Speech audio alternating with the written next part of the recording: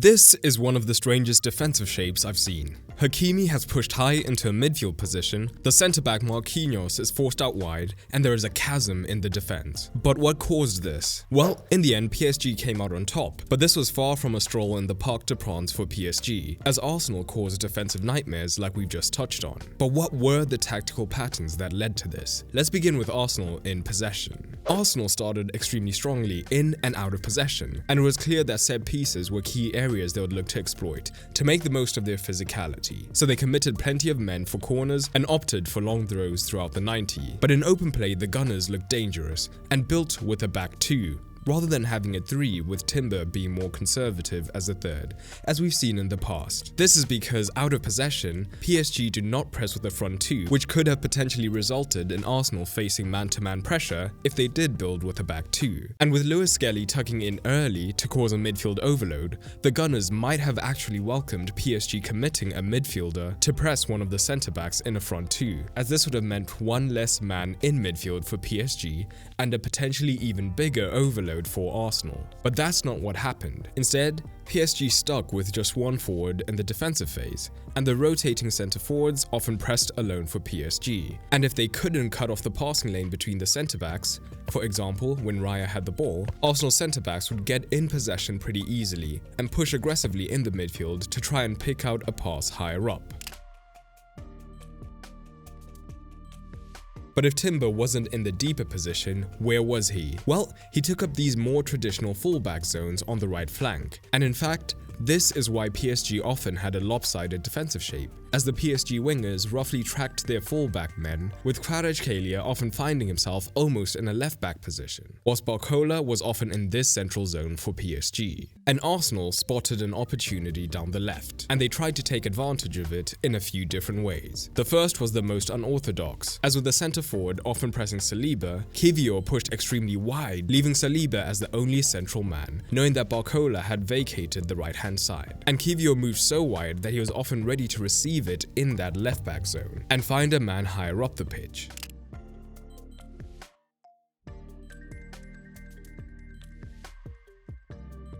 But we did see this almost backfire here, as Arsenal are in a similar scenario, with Saliba central and Kiwior wider than Lewis Skelly. Barcola from his central position reads the short pass, leading to a good chance for PSG. And Declan Rice was the tip of the left-hand side of the Arsenal pentagon, so he often also moved into this space down the left-hand side, outside of the PSG midfield. And this was helped because the PSG midfield tended to defend extremely narrow, as they were concerned by Arsenal potentially causing central overloads.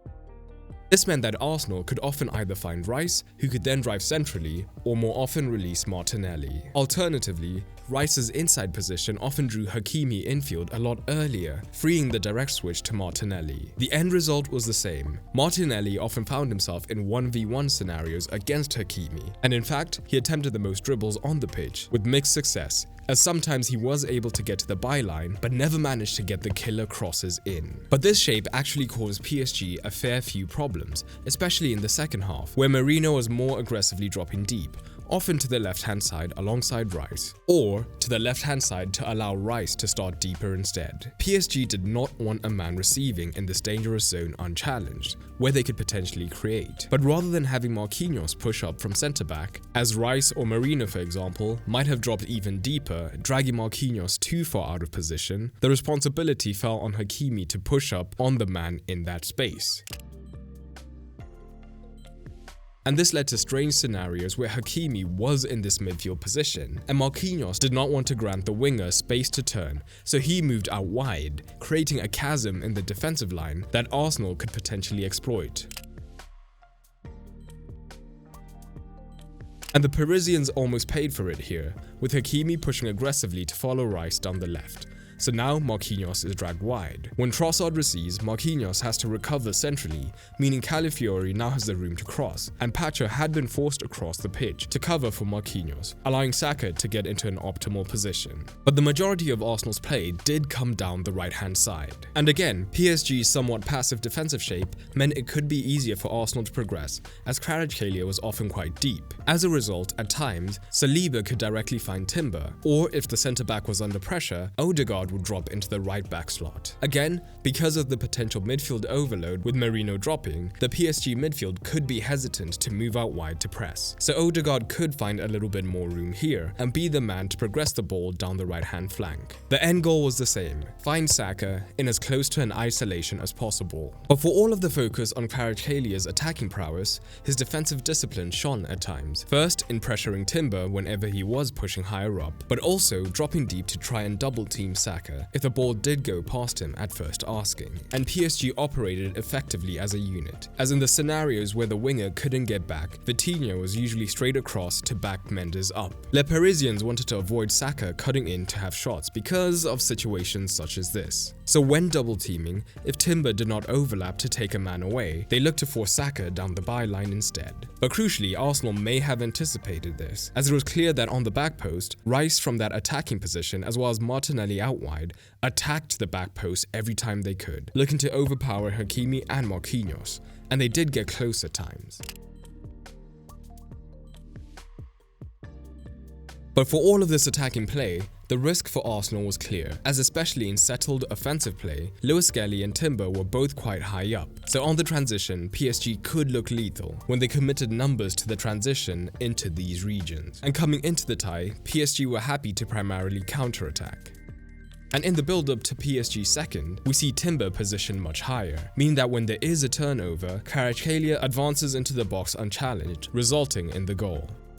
And while this was primarily an out-of-possession performance from PSG, let's touch on a couple of aspects of them in possession. Arsenal knew they had to press early on, and they were effective in doing so, with Odegaard often joining Merino ready to press the centre-backs from the goal kicks, more often than not forcing PSG to go long, as their full-backs were being covered by the Arsenal wingers. But Arsenal's press when PSG were in these open play situations was highly effective, as Merino and Odegaard could switch to more of a piston press, with one man pressing the centre-back while the other covered a midfielder, ensuring that Arsenal were rarely outnumbered in the central zones, something they were conscious of, as in the first leg they suffered whenever the centre forward did drop into the midfield. That, combined with the pressure on the ball, meant that Arsenal were actually able to win the ball off of PSG high up fairly often, leading to transitional opportunities. As a result, PSG went long more often than they'd like. And in more open play situations, like in the first leg, PSG always built with a back three to outnumber the Arsenal front two, as they always press in a 4-4-2. And we saw Saka have more hesitation in pressing aggressively, due to the scenarios we saw in the first leg, where whenever Saka pressed Mendes, Kvaratskhelia was able to have isolations against Timber. But more interestingly for PSG was when it was a midfielder who became the third man, freeing Mendes to push higher up. As with Arsenal needing goals, Saka would not be tracking that deep on Mendes when he pushed high up, and would instead be drawn into pressing that third man. This then allowed Kvaratskhelia infield to have closer connections with the centre forward, meaning where PSG were struggling to play through the central press of Arsenal, having two men higher up the pitch gave them the ability to play over the press instead when they needed to. In the end, it was a highly competent performance from PSG, where you felt the game state affected the number of risks PSG were willing to take in possession. And in the end, with the rub of the green, it did pay off, as they came away as winners. But drop any tactical patterns I couldn't cover down in the comments below. And now the big question: who do you see coming out on top in the Champions League final? Drop it down below. And a quick reminder, if you've always wanted to master tactical analysis, the early bird period for Tactical Mastery is almost closed. Tactical Mastery is my program designed to teach you everything I know about analysis from the ground up. So that goes from basic concepts to advanced concepts, all the way to how to write engaging tactical concepts and a software walkthrough of how I put it all together. It's designed to teach you in the same simple style you know from the channel. And to top it all off, if the early bird pricing isn't enough, you can get an extra 10% off using the code EXTRA10. Check it out through the link in the description or the pinned comment below.